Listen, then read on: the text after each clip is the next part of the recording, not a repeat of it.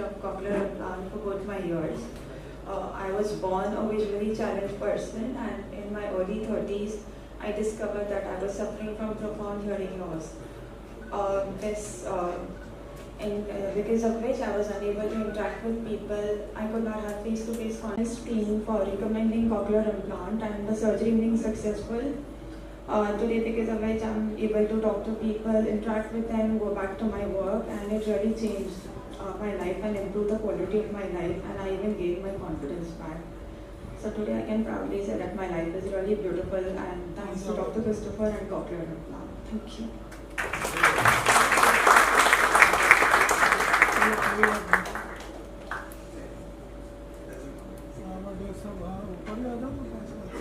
May we have Siddhi Rao? Thank you very much, Shaila, firstly.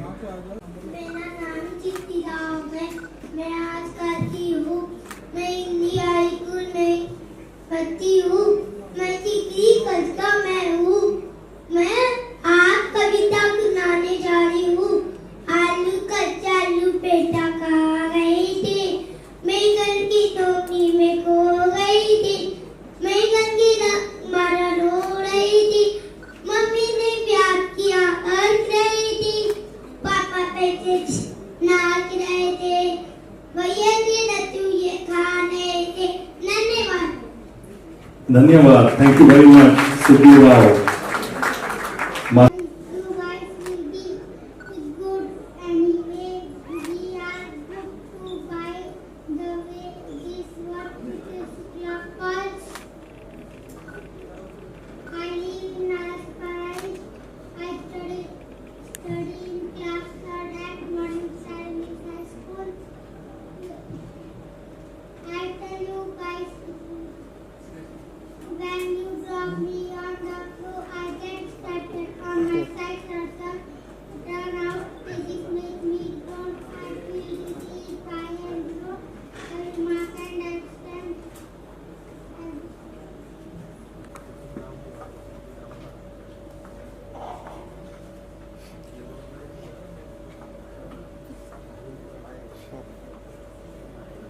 Good evening.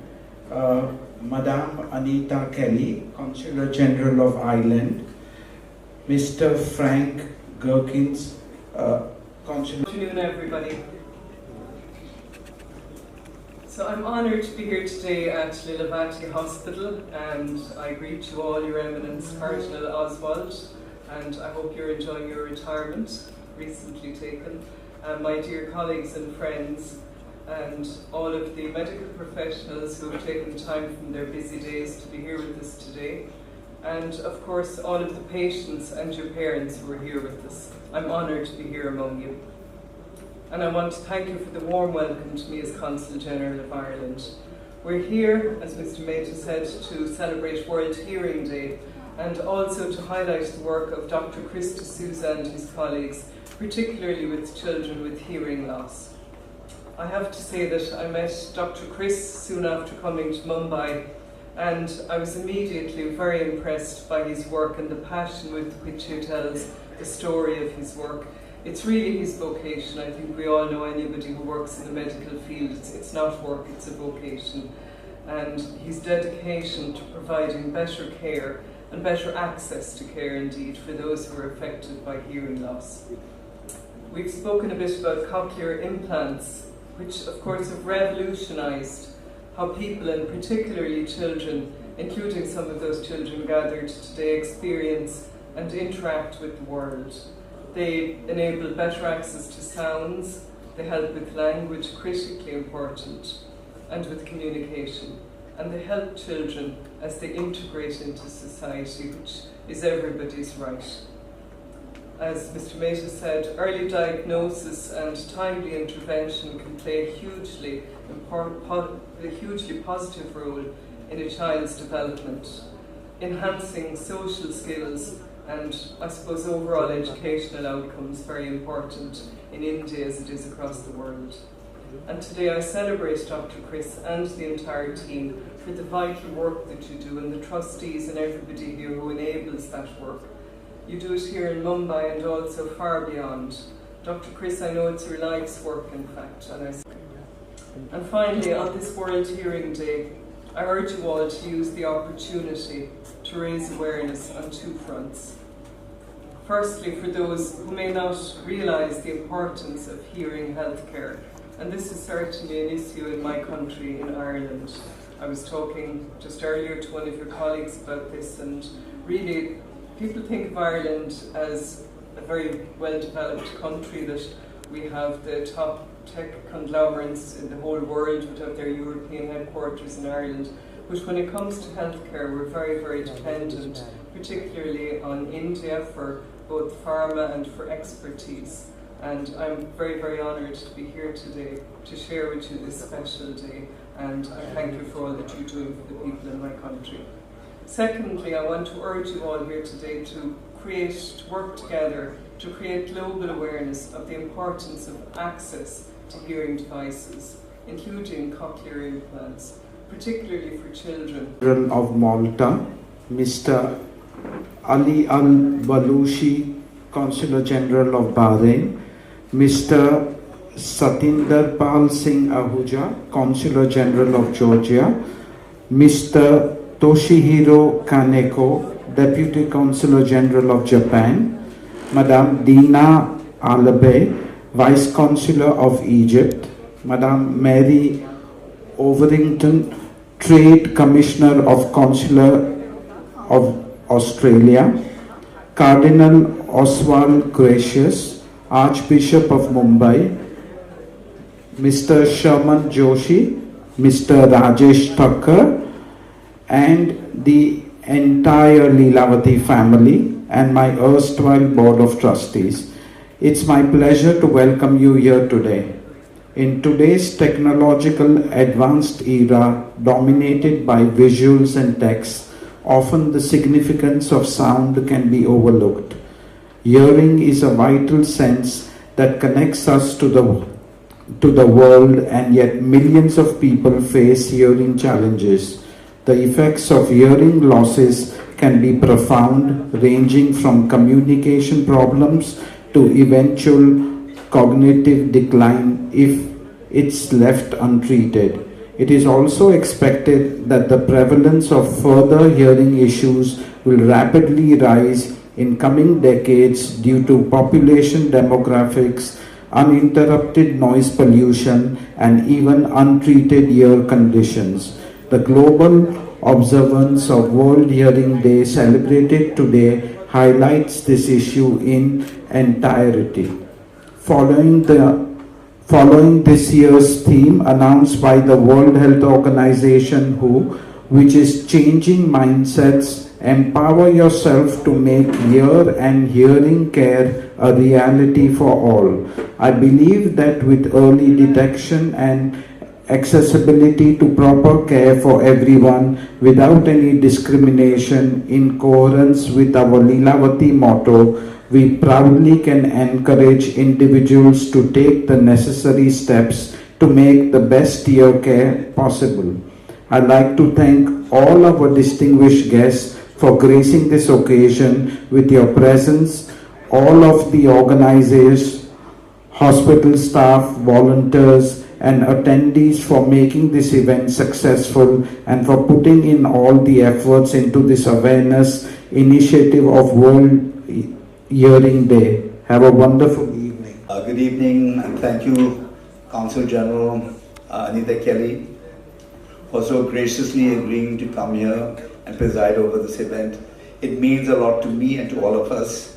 You've been ever so kind, always so gracious, and ever so thoughtful. Thank you very much. I'd like to thank His Eminence Cardinal Oswald Gracious, who has been associated with me right since my father's time, over 40 years or more. He has very, very graciously supported this endeavor when it was at its infancy. I was questioned a lot about this device, and a lot of people try to portray this as being a gimmick.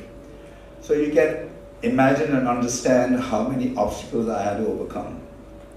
But through it all, His Eminence stood by me and encouraged me. I'd like to say that I've not done the first cochlear implant. The first cochlear implant was done by Dr. Sandra Tisa, very eminent ENT surgeon now in her 80s. She did it in 1987 on the 15th of August at Joseph Hospital. She was the pioneer, and at that time there were no clear indications and contraindications. We did not know how to select patients.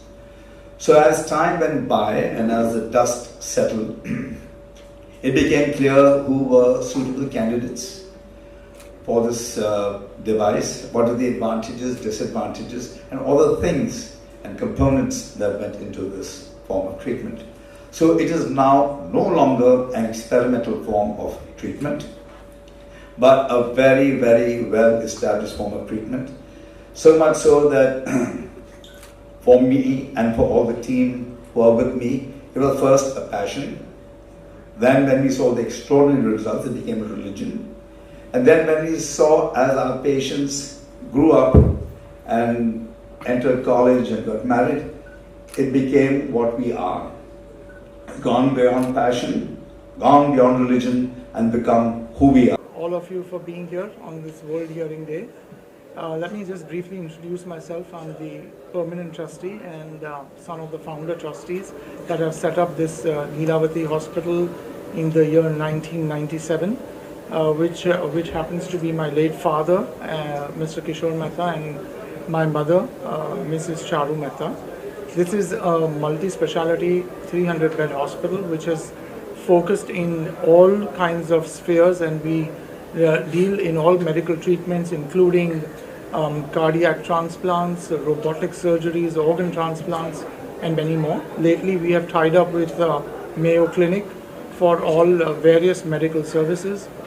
We are coming up with a state-of-the-art hospital in Gift City, Gujarat, which shall commence its operations in the next 6 months. We have also announced a cancer hospital next door in the heart of Mumbai, which shall also be operational in the next 2 years and shall deal with all complex services and edge technologies, cutting services for cancer treatment. We have of late also announced our latest hospital coming up, a 250-bed hospital with the state government of Assam, and which shall be operational also very soon. As of today, being a World Hearing Day, we have completed more than 500 cochlear transplants for children, for children under the age of 2. This is a cutting-edge technology which has changed their lives and enhanced the lives of these children and contributed more so to the Indian economy. I shall now hand over the mic to Dr. Chris D'Souza to enlighten you further. Namaskar, I am Dr. Christopher D'Souza, ENT surgeon at the Lilavati Hospital. I'd like to express my sincere and grateful thanks to the Lilavati Hospital, to the trustees of the Lilavati Hospital like Mr. Prashant Mehta, Mrs. Charu Ben Mehta, who is a trustee for life, Mr. Rajesh Mehta and Mr. Rajiv Mehta, who are also permanent trustees. Through their help, encouragement and cooperation, we were able to do these surgeries for these children. These children, as a social service to society at large, the trustees have very generously and graciously allowed these surgeries to happen and have contributed therefore to the growth of the nation. These children who are born deaf have been implanted by the age of 2 years. This allows them to hear clearly. Once they are able to hear clearly, they are able to acquire speech and language. This in turn allows them to enter schools that are teaching children with normal hearing. So we have found that once they have been implanted with both ears at the same time, they develop like normal children. This allows them to get a complete education and move on and get a college education. With a good college education and a good degree, they are able to get a good job. This in turn helps them to lift themselves and their family out of poverty and contribute meaningfully to our nation. So we are very lucky that to be working at the Lilavati Hospital, who gives us this opportunity to serve the disenfranchised society at large. Thank you very much. Doctor, what is the difference between cochlear implant and traditional hearing aid? And who is the right candidate for the cochlear implant? Thank you for that question. The question is, what is the difference between a hearing aid and a cochlear implant? A hearing aid requires the person to have some level of hearing. A cochlear implant is done in a person with no hearing. A cochlear implant, when done at the age of 2 in a child, this allows them to hear clearly. The center in the brain directs all the signals which in the brain for processing. This allows them to hear normally. When done in both ears, they are able to develop scholastically and psychosocially like normal children. So they are able to get 50,000 words and so on, and speak like normal children. So this is a major advancement. Also, the device is getting more and more sophisticated and evolved. So this allows better features like the Wi-Fi, Bluetooth, live streaming, all that is what they can achieve. Also, the device remains inside their bodies for the rest of their lives. The device is MRI compatible, and if they go through the airport for security, all that they have to do is show them the card, and they will not be stopped. They'll be allowed to pass through. The device will remain inside their body for the rest of their lives and function absolutely normally. Of course, like all things, the external part of the cochlear implant needs to be taken care, needs to be looked after carefully. But we have found, we have children who have the device for 20 years, they are doing very well with the same device. Yeah, what do you guys have to say about this? This very important day for hearing. Yeah. No, it's a very good event. Thank you, Prashant sir, madam, and of course doctor for hosting this, for holding this event. It's a very good event, and I mean this is the first we just started, and as Mr. Mehta said, we are on an expansion basis. We are coming up with many other hospitals. Not even Mumbai will be start catering the globally as well, and some of course the international patients as well. And I'll be very delightful to get more patients. We are happy to host them. As our tagline says, more than healthcare, human care. That's our main motive. And thank you all the dignitaries who have attended this event. Thank you.